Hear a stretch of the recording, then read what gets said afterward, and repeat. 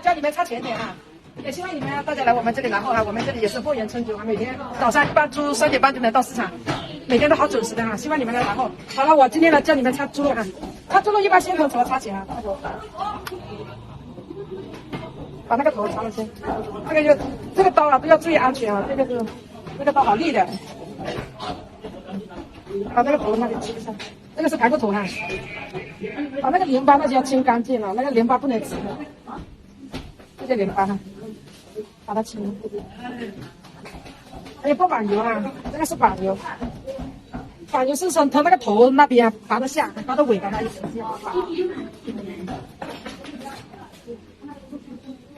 从头那边拔到下，拔到腿后腿那边哈，这个是小里脊哈，你自己打一下，这个是泡油哈，这个是小里脊哈，这个是后腿疼花肉分开哈那个。刀在哪里？这个是那个龙骨头排骨最后那一条那里哈。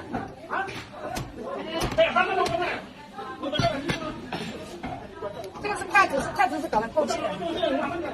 这个小里脊割出来就从那个腿肉那里这样平平的切出来哈。这个没肉头哈。这个是龙骨哈，龙骨这是跟着骨头来走的哈，这个是关节哈，这个关节跟着关节来走。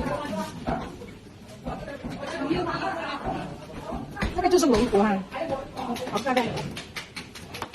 这是后腿疼花肉分开，这是都是有路线的。好了，我们来擦排骨了。擦排骨最关键的就是排骨哈，一头猪就是最关键就是排骨哈。它排骨就是第一层跟第二层的中间哈，这是不是第一层了哈？在第二层哈，第二层那个中间这样排哈，要把那个这一层肥肉接住，才有卖相的。这个轻轻的排，那个刀要放平哈，慢慢的排，不是很漂亮哦。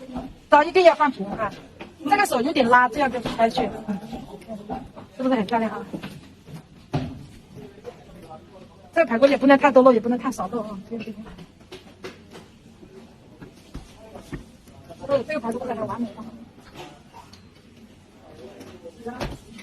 这个花肉从后腿分开，花肉从前腿啊，就是这里一个肾骨的地方，它的这个肾骨这里哈，这个肾骨这里，猪手的那个关节那里这样切下去。这个前腿这里切上向上推1公分左右哈。这个花肉哈，花肉就是从那个右眼的，这个全部都是有路线的哈。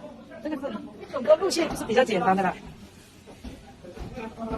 好了，今天就分享到这里，我们明天再见了。